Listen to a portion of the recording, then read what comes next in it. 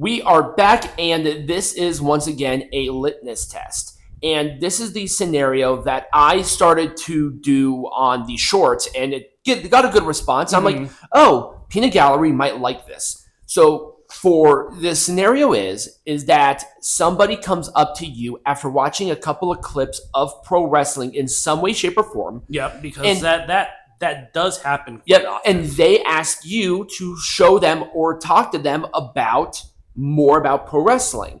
And we're going to go through each company and we're going to segment this about if you are a WWE and AEW, a TNA fan, how would you approach it? What show would you show? The criteria is you cannot cherry pick what matches or segments to show somebody. You have to do whole episodes, and it has to be like however many weeks, right? It has to be it can only be a weekly. It can only be a weekly TV show. It cannot be a pay-per-view. Okay. And you can only show them within like the last year or so. Okay. Because that will keep up to date with the current product. Right. Remember, this is an introduction for a novice. So there might be a lot of explaining and there might be a lot of updates and you don't know what they watch. Right. So it's like, this is what wrestling is right now for each company. This is why. Also, no disparaging other promotions to bolster your argument. Right. So if you're a WWE fan, you can't speak ill about any company. If you're AEW, I know it's hard, but you can't speak ill of WWE or anything. You can't even bolster another one. You can't say, well, AEW works with blank.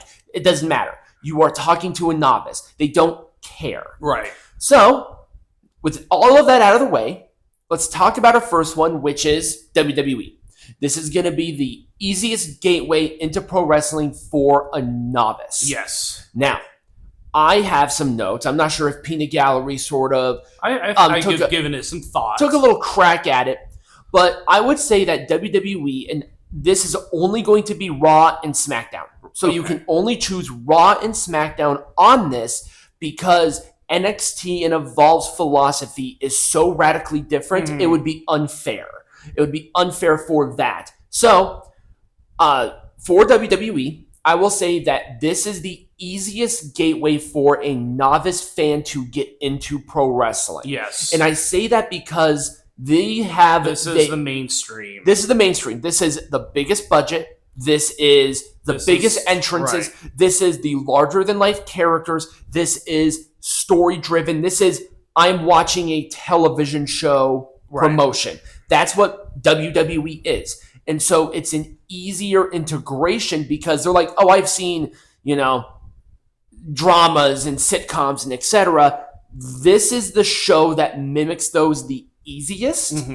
And also, this could be a good or a bad thing. This is the most family friendly. Yes. And I think that's important because you don't know other people's sensitivities right now. I wouldn't show them fucking ECW or something because they could have a problem with blood or broken stuff. And also, WWE tends to lean into like a more straight up match philosophy. Yep. So singles, tags, triple threats, fatal four ways with an occasional steel cage match. It's an easier integration. If I was just a WWE fan, that's how I would approach it. And if I was going to choose a show, I would choose the SmackDown when they came back to the USA Network. It's 2 hours. Yes, that's what I said. Probably SmackDown. Yep, it's going to be a SmackDown. The first match was Cody Rhodes and Solo Sikoa for the Undisputed Champion in a steel cage match. Boom. You get your main champion, the face of the company for the first match. You have Roman Reigns returning. You have females doing hardcore action. There's a lot of variety. And with SmackDown, you also have Danhausen, which I think a lot of people this was off of so this this was in 2024, so Danhausen wasn't signed yet. Well, again, but if you're introducing someone, SmackDown might be the more recognizable of the two. Right. Also because this was right after Fox, so once again a little more recognizable than Raw because Raw now is on Netflix. Yes, and they were on USA Network before. So that's how I would approach WWE. If you're a WWE fan, that would be the premise. Excuse me. Some questions would really be about what part of the show did you gravitate towards, because then you can slowly dictate where you go from there. Do you like the larger than life personalities? Do you like more of the women's wrestling context? Do you like more of the hardcore in-ring action? Okay, I can steer you that direction. That's how I would approach it.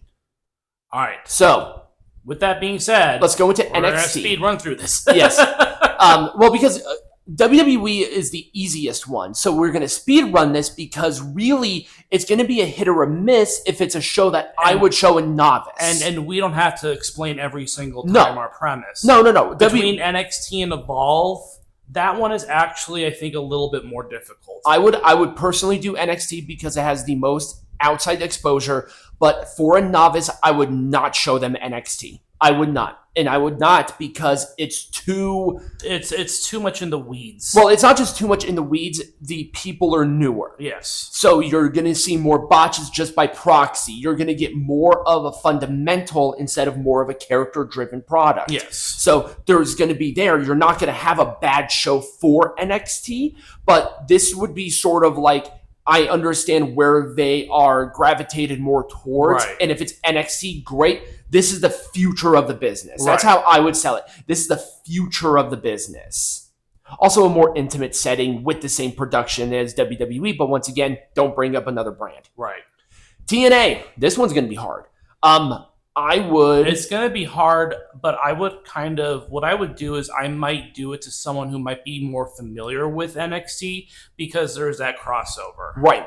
But also I would introduce TNA as more of a intimate setting when it comes to wrestling. So I would say this would be the show that you would want to go to live. Yes. Because you are closer. I would say the fans are probably more passionate just in general with it.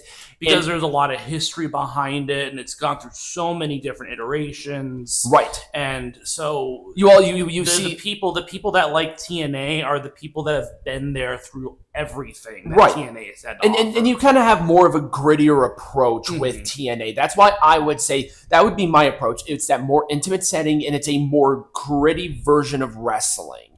Now, once again, that could be good or a bad thing, but it really just depends. And once again, I would probably steer more towards WWE than TNA, but I do know some people I remember watching, WWF back in the day. I might actually steer them more towards TNA in that context. AAA, I would say culture. Just push it into culture because so much of Lucha Libre is with culture. Yeah. So once again, it's about Mexico. Right. It's about Mexico, larger than life. I would say that it's more of a high-paced style, more flying, more engagement on that front.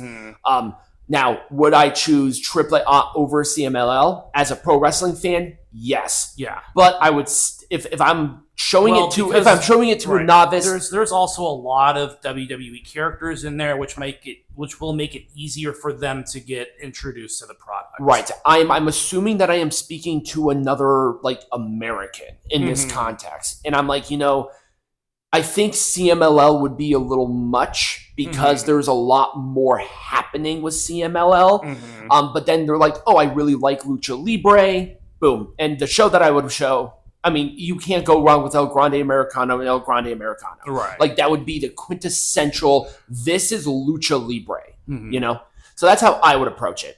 And also, I would actually do AAA above TNA and NXT because you have more polished guys here. Maybe, yeah, I can see that argument. And also, you do get English commentary, and that does help with that novice. Once again, you have to think like a novice here, NWA, I would push as this is what our parents watched as wrestling. Yeah. This is the throwback promotion. Right. This is, if you like wrestling, if you like just nitty gritty, if you watch old school wrestling or your parents were talking about wrestling, this is the wrestling they watched. And that could be enticing to somebody. Maybe, yeah. And I would say that this is the simplest version of pro wrestling. Right, because there's not a lot of outside stuff. You're there to watch wrestling. Right.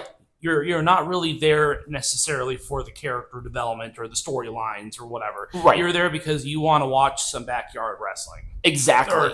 Or, not backyard, but indie, super indie wrestling. Right. That sort of thing. Right, exactly. And once again, WWE is a great avenue to branch off of these things, because if they really gravitated towards more of that in-ring action wrestling, NWA would probably be my next step. Mm-hmm. Because you're right, they focus a lot on just the in-ring action, no thrills, bills, bones about it. You're just going to get the action in the ring.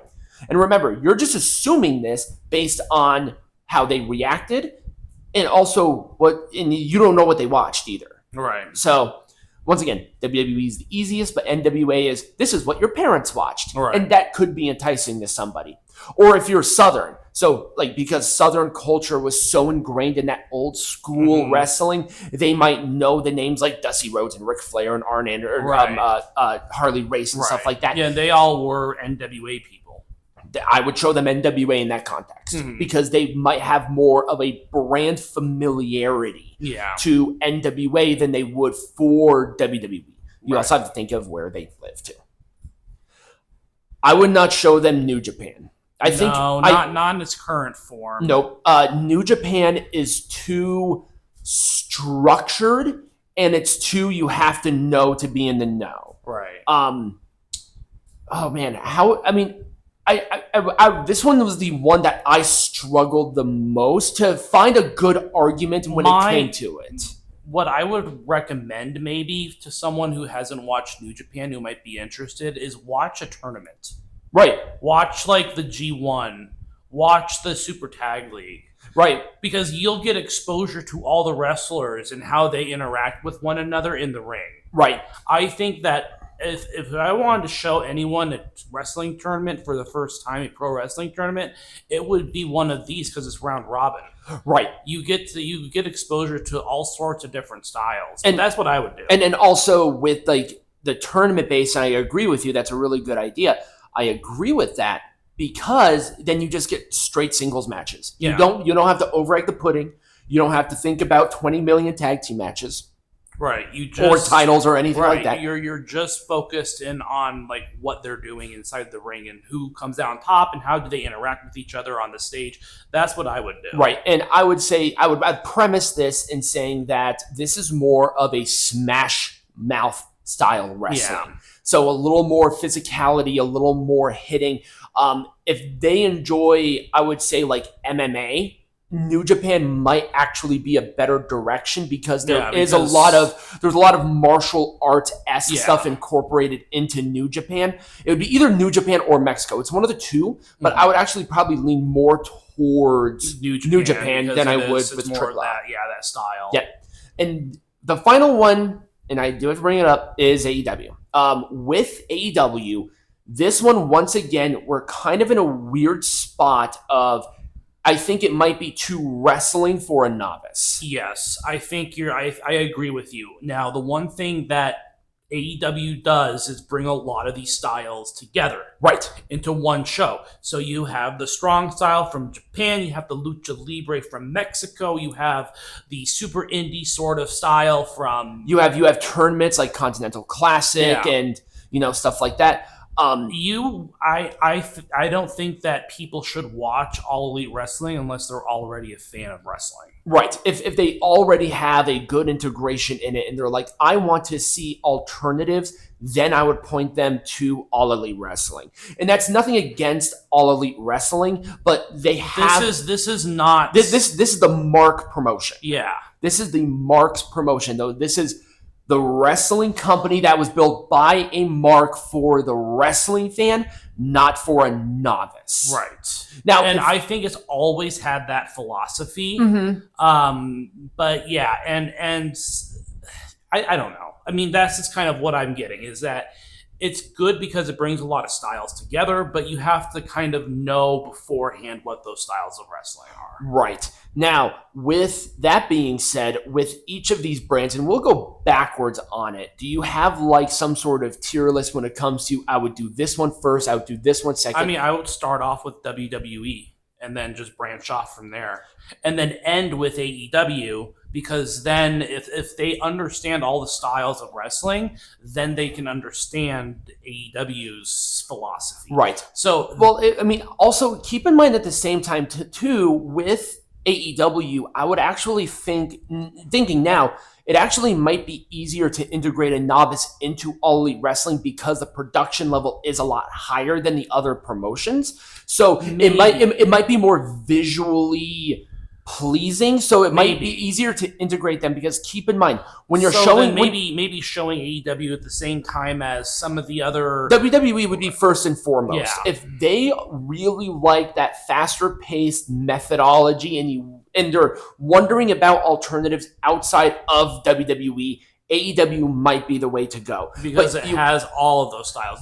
It doesn't incorporate just one; it incorporates a bunch of them. But the problem with AEW is that sometimes they overdo it. Yes, they over egg the pudding. So you have to introduce them with a show that actually sort of keeps that level there, where you get good wrestling action with a variety, but then also keeping it somewhat tame.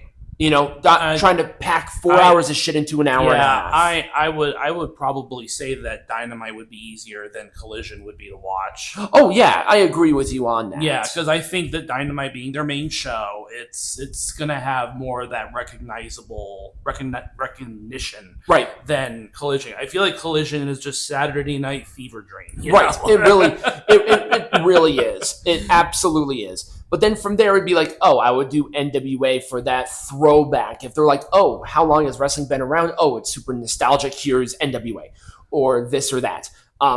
That's all I've got. Yeah, that's really it. Wrestling is just that kind of sport where the novice is it's so important, but wrestling is there's so much variety in wrestling. With NFL, there's one thing that has like they have different companies, but they all really look and feel and do the same thing. But with pro wrestling, there's like 20 million flavors, and it's so hard to know unless you know the person or you know what clips they watch. If they watched AEW clips, show them AEW immediately. Right. But if they're like, oh, I saw this interview with this person and this, WWE is just going to be the safest bet, you know? That's just me, and that's how I would approach each of these. If there are promotions, I mean, there are a million promotions. If there are promotions that maybe we left out, if there are arguments that you would have, or if there are specific television shows for each company that you can think of within the last year, please let us know in the comments. Next week, we are back on a pay-per-view. We have 1,000 of them. Yay! So, if you guys enjoyed this, remember to like, subscribe, share. I think like most of them are on Sunday, unfortunately. And as always, be majestic.